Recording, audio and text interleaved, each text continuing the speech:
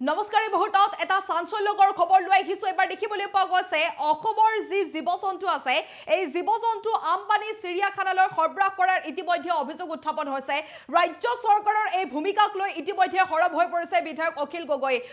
গগৈ ৰাজ্য চৰকাৰৰ এই ভূমিকা তীব্ৰভাৱে সমালোচনা কৰা পৰিলক্ষিত হৈছে আৰু জনাইছো যে অসমৰ পৰা আম্বানী চিৰিয়াখানালৈ ইতিমধ্যে হাতী সৰবৰাহ কৰা হৈছে 17খনকৈ এনিমেল এম্বুলেন্সৰ জৰিয়তে সৰবৰাহ কৰা হৈছে অসমৰ জীৱ-জন্তু আৰু এনেদৰে এতিয়া অভিযোগ উত্থাপন হোৱা পৰিলক্ষিত হৈছে এই মুহূৰ্তত আমি সবিস্তাৰিত খবৰ আপোনালোকৰ মাজলৈকে লৈ আহিছো আৰু জনাইছো যে অসমৰ পৰা আম্বানীৰ চিৰিয়াখানালৈ সৰবৰাহ কৰা হৈছে অসমৰ জন্তু অসমৰ হাতী এতিয়া সৰবৰাহ কৰা হৈছে 17খন এনিমেল এম্বুলেন্সৰ জৰিয়তে অসমৰ পৰা হাতী লৈ যোৱাৰ সন্দেহ কৰা হৈছে এক প্ৰকাৰ অভিযোগ উত্থাপন হৈছে আৰু নিখা অৰুণাচলৰ নামচাইৰ লথৰ পৰা এনিমেল এম্বুলেন্সৰে গুজৰাটলৈ হাতী সৰবৰাহৰ অভিযোগ আৰু গুজৰাটৰ আম্বানী চিৰিয়াখানালৈ হাতীসমূহ লৈ যোৱাৰ সন্দেহ কৰা হৈছে হাতীসমূহ নিবৰ বাবে আৰক্ষী প্ৰশাসন বন বিভাগে সহযোগ কৰাৰো ইতিমধ্যে অভিযোগ উত্থাপন হৈছে জনাইছো এক প্ৰকাৰ চাঞ্চল্যকৰ খবৰ আহি পৰিছে আৰু আম্বানীৰ চিৰিয়াখানালৈ মুঠ 33টাকৈ হাতী লৈ যোৱাৰ অভিযোগ উত্থাপন হৈছে হাতীসমূহ অসম আৰু অৰুণাচল প্ৰদেশৰ বুলি সন্দেহ কৰা হৈছে অসম আৰু অৰুণাচলৰ হাতী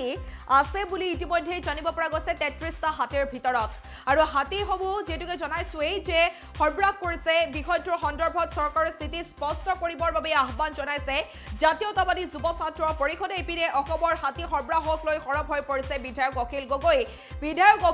ইতিমধ্যে সৰবৰাহ হৈ পৰিছে এয়া দৃশ্যাংশ দেখুৱাইছো আমি আপোনালোকক এনেদৰেই 33টাকৈ হাতী লৈ যোৱা হৈছে বুলি জানিব পৰা গৈছে আম্বানীৰ চিৰিয়াখানালৈ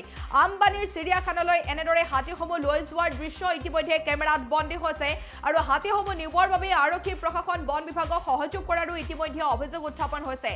জনাইছো আম্বানীৰ চিৰিয়াখানালৈ মুঠ 33টাকৈ হাতী নিয়াৰ অভিযোগ উত্থাপন হৈছে হাতীসমূহ অসম অৰুণাচল প্ৰদেশৰ বুলি ইতিমধ্যে জানিব পৰা গৈছে ৰাজ্য চৰকাৰৰ এই স্থিতি স্পষ্ট কৰিবৰ বাবে জাতীয়তাবাদী যুৱ পৰিষদে ইতিমধ্যে আহ্বান জনাইছে আৰু ইপিনে অসমৰ ৰাজ্য চৰকাৰৰ যি আচলতে ভূমিকা এই ভূমিকাক লৈ কিন্তু হৰব হৈ পৰিছে বিধায়ক অখিল গগৈ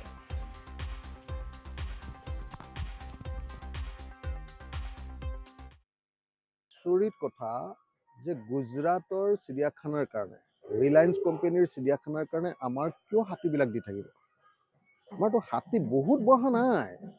আমাৰ জংঘলটো কমাৰ কাৰণেহে হাতী বহা যেন লাগিছে বাঢ়িছে বাৰু ইমান কমা নাই কিন্তু এনেকে হিচাপততো হাতী আমি দিব নোৱাৰোঁ বা এটাও হাতী আমি দিব নোৱাৰোঁ কাকো অসমীয়া মানুহৰ পৰা পাৰ্মিশ্যন নোলোৱাকৈ অসমীয়া জাতিক নজনোৱাকৈ অসমৰ মানুহক নজনোৱাকৈ কেনেকৈ অসমৰ মুখ্যমন্ত্ৰীয়ে এনেকৈ অসমৰ হাতী বাহিৰৰ কোম্পানীক বাহিৰৰ কাৰোবাৰ চিৰিয়াখানাৰ কাৰণে কেনেকৈ দিবলৈ সক্ষম হৈছে এইটো নহ'ব দেই অসমৰ মুখ্যমন্ত্ৰীক আমি দাবী উত্থাপন কৰিছোঁ যে অসমৰ পৰা হাতী দিয়াৰ কাৰবাৰটো বন্ধ কৰক আৰু এই কাৰবাৰটো চলি থাকিলে অসমীয়া মানুহে প্ৰতিবাদ সাব্যস্ত কৰিবই লাগিব এইটো কেতিয়াও মানি লোৱা নহ'ব অসমৰ মুখ্যমন্ত্ৰীক মই পোনপটীয়াকৈ আহ্বান জনাইছোঁ যাতে এইটো ব্যৱস্থা কৰা হয় কোনোবা বাহনে মই নিউজটো দেখিলোঁ যে বাহনে আমাৰ ইয়াৰ পৰা হাতী নিবলৈ আহিছে চব বাহন চিজ কৰিব লাগে নহ'লে ঘূৰাই পঠিয়াব লাগে এখন বাহনতো এটা হাতী নুঠাবৰ কাৰণে আৰু যদি উঠাই অসমৰ সকলো জাতীয় সংগঠনে তাৰ বিৰুদ্ধে জঁপিয়াই পৰিবৰ কাৰণে জাতীয় সংগঠনবিলাকে এনেই গুৰু গাড়ী ধৰি থাকিলেতো নহ'ব ন হয়নে নহয় কওক তো তেওঁলোকে এই আচল বস্তুটোহে ধৰিব লাগিব আমি যেতিয়া জাতীয় সংগঠনত আছিলোঁ তেতিয়াতো এটা কামতো আমি কেতিয়াও কম্প্ৰমাইজ কৰা নাছিলোঁ অসমৰ পক্ষত এতিয়া আমি বিধায়ক গতিকে চব কথাত আমি জঁপিয়াই পৰিলে দেখিবলৈ বেয়া লাগে মোক এটা বেলেগ দায়িত্ব ৰাইজে দিছে গতিকে মই আহ্বান জনাইছোঁ জাতীয় সংগঠনবিলাকক এনেকুৱা এখনো গাড়ী যাতে ইয়াৰ পৰা পাৰ হৈ যাব নোৱাৰে এখনো গাড়ীত যাতে এটা হাতীও আমাৰ অসমীয়াৰ বিনা অনুমতিত যাতে লৈ যাব নোৱাৰে তাৰ ব্যৱস্থা গ্ৰহণ কৰিব লাগে জাতীয় সংগঠনবিলাকে নহ'লে আৰু আমি নামিব লাগিব আৰু বুঢ়া মানুহবিলাক এইটো কেতিয়াও কৰিবলৈ দিব নালাগে আমি প্ৰতিবাদ সাব্যস্ত কৰিব লাগে মানে দুখৰ বিষয় যে যিসমূহ হাতী প্ৰায় 11:30-12টা বজাত হাতীসমূহ পাৰ কৰাইছে আপোনাৰ এম্বুলেন্স এনিমেল কিবা কিবি বুলি লিখা যিবিলাক গাড়ী পাৰ হৈছে তাৰ সম্পূৰ্ণ ফৰেষ্ট বিভাগ আৰু প্ৰশাসনে সম্পূৰ্ণ পাৰ কৰা আমাৰ কিছু দৃষ্টিগোচৰ হৈছে প্ৰায় 30-32খন গাড়ী পাৰ হৈছে কিন্তু আমি এটা কথাই ক'ব বিচাৰোঁ যে যদি হাতীসমূহ প্ৰকৃতাৰ্থত কিবা বিশেষ কিবা কামৰ কাৰণে নিয়া হৈছে কিন্তু দিন পোহৰতে নিয়া হ'লেও আমাৰ কোনো কথা নাছিলে কিন্তু আমি দেখিবলৈ পাইছোঁ যে ৰাতি 12টা 11টা বজাত হাতীসমূহ পাৰ কৰাইছে গতিকে আমি আৰু এটা বিশেষ সূত্ৰে গম পাওঁ যে আমাৰ অৰুণাচল অৰুণাচলৰ ঘন জংঘলিত যিসমূহ বনৰীয়া হাতী আবদ্ধ কৰি ঘৰচীয়া কৰা যিটো পৰিকল্পনা কৰিছিল, যিটো চিন্তা চৰ্চা কৰিছিল, এই কথাখিনি আমাৰ ওচৰত আমাৰ কৰ্ণগোচৰ হৈছে। গতিকে আমি এটা কথাই চিন্তা চৰ্চা কৰি পাওঁ যে হাতীসমূহ যদি প্ৰকৃতাৰ্থত কিবা বিশেষ কামৰ বাবে নিছিল, কিন্তু কিয় ৰাতি নিব লগা হ'ল, এই কথাটো আমি চৰকাৰলৈ আমাৰ আহ্বান জনাইছোঁ, ফৰেষ্ট বিভাগ আমাৰ বন বিভাগলৈ আহ্বান জনাইছোঁ, আমি প্ৰশাসনলৈ আহ্বান জনাইছোঁ যে কথাবিলাক ৰাজহুৱা কৰাটো অতিকৈ প্ৰয়োজন। গতিকে আমি অসম জাতীয়তাবাদী যুৱ ছাত্ৰ পৰিষদ তিনিচুকীয়া জিলা সমিতি এটা কথা ক'ব বিচাৰোঁ যে অনতিপলমে এই বিষয়সমূহ ৰাইজক স্পষ্ট হোৱাকৈ খুব সোনকালে ৰাজহুৱা কৰাটো দৰকাৰ বুলি ভাবোঁ। আৰু এইটো কাৰণে দৰকাৰ বুলি ভাবোঁ যিহেতুকে আমি বহুত দিনৰ পৰা মন কৰিছোঁ, অলপ দিনৰ আগতো এনেকুৱা ধৰণৰ ঘটনা ঘটিছে, আৰু অনাগত সময়তো যাতে এনেকুৱা ধৰণৰ ঘটনাবিলাক ঘটিব নাপায় তাৰ কাৰণে ৰাজহুৱা কৰি ৰাইজৰ যিখিনি সন্দেহ আছে, সন্দেহবিলাক দূৰ কৰিবৰ কাৰণে বন বিভাগ হওক, আমাৰ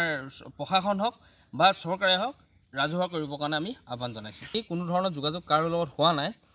কিন্তু যিটো কথা আপোনালোকে কৈছে যে কোনো ধৰণৰ বিক্ৰী ব্যৱস্থা নহয়, কোনোবা ধৰণৰ কিবা এগ্ৰিমেণ্ট হয়, বিক্ৰী ব্যৱস্থা নহয়, কাৰোবাৰ লগত কিবা হয়, কিন্তু আমি এইবিলাক কথা বিশেষভাৱে কাৰো লগত যোগাযোগ হোৱা নাই যদিও আমি এটা কথা ক'ব বিচাৰোঁ যে আচলতে আমাৰ ৰাতি 12টা বা 11টা বজাত নিয়াটোৱে আমাক আচলতে সন্দেহৰ অৱতত আছে।